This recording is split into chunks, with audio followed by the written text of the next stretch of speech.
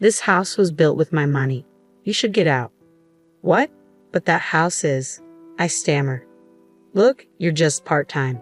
You couldn't survive without me if we divorced," my husband declared proudly, handing me the divorce papers. "I'm 32 years old, and I currently work part-time at a local pharmacy. I met my husband, Lon, at work, and we got married 5 years ago. At his request, I quit my job when we married and became a stay-at-home wife. Although I always wanted to continue working after marriage, I finally convinced Lon to let me work part-time recently. For the record, we don't have kids yet. I'd love to have a pet since I adore dogs, but Lon hates animals, so I've given up on that idea." Lon, who never really liked me working, started criticizing the household for the first time. "Hey, have you been cleaning properly? The house seems dirtier, and there's a pile of laundry." "I've been cleaning and doing laundry like always." "Really? Even today's dinner felt like you cut corners." "That's not true. I got caught up at work today and came home late." Cutting me off, Lon continued proudly, "What work? You're just part-time. I'm the one actually working. Take care of the house properly. Even part-time work is still proper work. I'm the one earning the money that lets us live, so don't talk back. See? I'm right, you have nothing to say." Lon has always had a high sense of pride and probably dislikes the fact that I'm working part-time. He started looking down on me because of it, constantly bragging about how we can only live this way because of his income. Even if he's the man I chose to marry, being belittled for working part-time every time is really frustrating. Recently, Lon managed to take a day off after a long time, so we decided to visit his parents' house. Despite his annoying recent behavior, I was excited about the outing. Little did I know it would turn into the worst homecoming ever. When we arrived at his parents' home, they warmly welcomed us.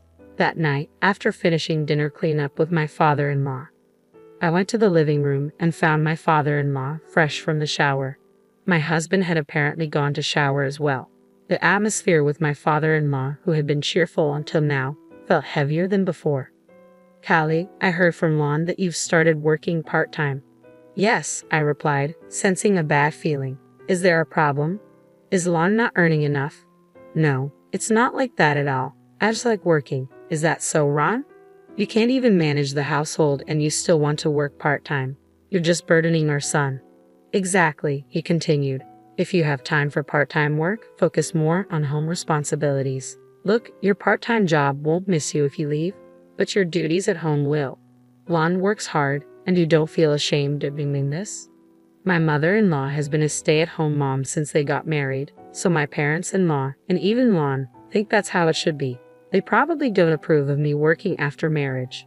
"Yes, sorry," I muttered, feeling crushed. I couldn't believe Lon spoke about me like that to his parents. I enjoy my job and the people at work are all great. I wish they wouldn't treat my part-time work as disposable. I've been doing my part at home the same as always. In fact, I'm even more careful now that I'm working part-time to ensure I'm not causing any trouble.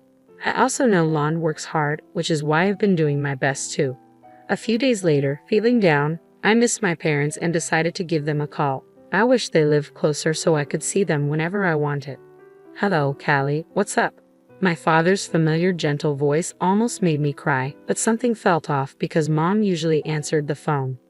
"Dad, it's been a while. No special reason for calling. I just wanted to hear your voice. Are both of you doing well?" "I'm doing fine, but your mom's knee has worsened a bit. She's otherwise in good health, but needs to rest for a while." "Is Mom okay?" My mom had injured her knee years ago, but she was fully healed, wasn't she? "It's not serious. She stumbled on the stairs recently and hurt her old injury a bit. The doctor said she'd be fine with some rest." "All right, tell Mom to take it easy until she feels better, and Dad, don't overexert yourself. I'll visit when I can." "Got it, thanks. You must be busy, see, but don't push yourself too hard." I was glad to hear my dad's voice, but now I was worried about my mom. Well, if she's not ill, just needs to rest, as my dad said. They're both getting older now. I thought of my mom bustling around the house when I lived there and felt a twinge of sadness. Come to think of it, she tripped on the stairs. I suddenly thought about the layout of my childhood home. When I lived there, I never felt it, but now, considering that my parents, who are in their 60s, live there alone, I realize the house might have many inconveniences. The house is old and the stairs are steep with no handrails, especially concerning for my mom who just hurt her knee. It worries me that my aging parents live there. and it's not even an accessible house. The thought of facing another ordeal makes me shudder. We both have jobs, so we can't be too demanding, but I've always wished we could live closer to my parents. Considering their age and the condition of their home, it might be time to think about other options. I decided to use this opportunity to build a new house for them. Truth is, I have some passive income from real estate that was handed down from relatives. My parents advised me to keep it a secret because you never know what might happen, so I hadn't told my husband about it. I've been saving it for a rainy day, and I'm thinking of using that money to gift my parents a brand new house. I feel so happy to finally give back to my parents who have raised me. Though it's my own money, making such a big purchase isn't something I can decide alone. I immediately consulted my husband. Lon, my parents are getting old. This could be a good opportunity for us to help them. He agreed more easily than I had expected. Really? That's great, thank you. I was a bit surprised as I thought he'd say no. Well, I'm not sure if you working part-time can actually pull this off. See, you're silent again. Can you really do it? I can, I replied. Do your best then. I was happy he agreed so quickly, but the way he belittled me for working part-time honestly made me angry. I thought my part-time job had nothing to do with it, but arguing would be a hassle, so I ended the conversation. The next day, I began making arrangements for my parents' new home. From then on, everything went smoothly with the contractors. My husband didn't seem too thrilled about it, but he didn't say anything, so I didn't dwell on it. Then, one day, I noticed a significant amount of money missing from our shared account. It had been a while since I checked the bank account, so I updated the passbook. I had no recollection of withdrawing $5,000 this month. It must have been my husband, but for what? I'll ask him as soon as he gets home tonight. When he got home, I asked him about the missing money. Hey, I updated the passbook today and noticed $5,000 is missing from our living expenses account. Do you know anything about this? Yeah, I gave it to my parents. What? Why? They seem to be struggling financially. We had some savings, so I thought it would be fine. I didn't notice anything like that when we visited your parents' house last time. Maybe they acted normal so they wouldn't worry us. Got a problem with that? No, it's not like that. This is about household expenses. You could have at least consulted me. My words must have touched a nerve. My husband sharply retorted, It's my hard-earned money. I'll use it how I want. I don't need to consult you every time. You only work part-time and can't even handle things at home. You're getting a bit too high and mighty. Annoyed with my silence, my husband slammed the door and left the room. I always thought Lon left the house matters to me because he trusted me. I felt trusted, yet he didn't consult me this time either. If his parents were really struggling, I'd want to help too. I wouldn't oppose it. It's been 5 years since we got married, and it hurts to feel like there's zero trust. Things have been awkward since then, but life goes on as usual. We've had our share of fights in these 5 years. This time, too, things returned to normal before we knew it. I did wish he'd apologize, but I didn't want to ruin the mood, so I stayed quiet. In the meantime, our new house was completed. I heard that with newer homes, construction updates can be quick, and it turns out it's true. I was excited and immediately contacted my parents to finalize the moving day. Since I heard the construction would be fast, my parents had been getting things ready. My mom's knee is bad, and dad's not young, so they were handling the lighter tasks. For heavy furniture and appliances, we were going to hire movers. My husband and I planned to help on his day off. Finally, it felt real that I could gift my parents a new house.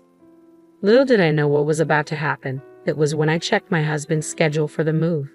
What? Why are we going to your parents' house? We built this house for my parents. What are you talking about? I built this house for my parents. Don't act like you built it. You're just a part-timer. You don't have that kind of money. This house was built with my salary. He was serious. I'm sure I told him that I was building the house for my parents. Could it be that he agreed so easily because he thought it was for his parents? He doesn't know that I have passive income. At this rate, he won't believe that I built the house with my savings. I decided to tell him about my passive income. When I explained, he looked surprised for a moment, but then said, No way that's true. You probably just wanted a new house and made up that lie. He wouldn't believe me no matter what. He claimed that since the house was built with his salary, his parents had a right to live there. The conversation was over before it even began. Feeling like I had no choice, I thought I'd talk about it once more tomorrow. But the next day, my husband suddenly stormed in. This house was built with my money. You should get out. What? But that house is. I built that house with my savings specifically for my parents. Being told to move out all of a sudden really put me in a bind. Well, you're just working part-time, so you wouldn't make it without me if we got divorced. Divorce? Out of nowhere. I couldn't grasp what my husband was saying. Smirking, he handed me a pre-filled divorce application and left for work with a smug look on his face. My husband has been belittling me for so long, he probably never thought I'd actually go through with filing the divorce papers.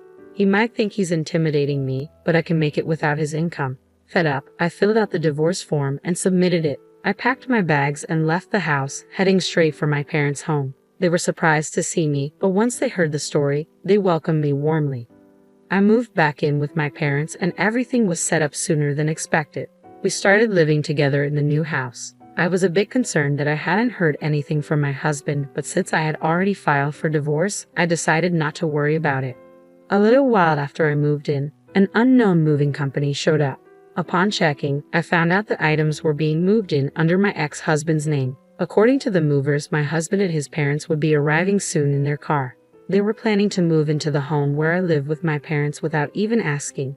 We may have been married once, but we're divorced now, so he's a stranger. Moving in like that without asking is both unbelievable and frightening. The movers were also confused. After talking with my parents, we called the police. The police confirmed that since the house was in my name and we were already divorced, his entering the house could be considered unlawful entry. When my husband and his parents arrived, they were visibly shaken to see the police. His parents seemed clueless, but my husband finally seemed to understand the reality of the situation. "What is going on, Juan? Explain yourself," his parents demanded. He looked extremely rattled, getting grilled by both the police and his own parents. I'd never seen him so flustered. I didn't really want to have anything to do with him anymore, but I decided to submit evidence to the police. I don't know all the details, but from what I heard through mutual friends, he had a tough time. His parents had already canceled their housing arrangements, so they had nowhere to go. There were complaints from the moving company too, and due to the evidence I submitted to the police, things got even worse for him. I had proof of his emotional abuse, audio recordings from times he really got under my skin. After all that drama, I managed to secure a settlement in the divorce. My ex-husband drained his already meager savings and is now living off his parents' support. Word got out at his workplace, making things super awkward for him. I used the settlement money to treat my parents to a vacation. They were thrilled, and so was I. I also invested the rest of the settlement and my savings to start my own business. It was a struggle at first, but now things are picking up and I'm getting some breathing room. So I finally decided to get the dog I've always wanted. Now life is fulfilling and fun every day. I'm genuinely glad I took the plunge back then. Off for a walk. "Take care, dear," my mom said as I grabbed the leash. But there's another reason my days are brighter. "Oh, hi Kelly. You're walking your dog too." I met this handsome neighbor while walking my dog. "Hi, yeah, I'm walking my dog. Do you mind if I join you?" "Not at all," I replied with a smile.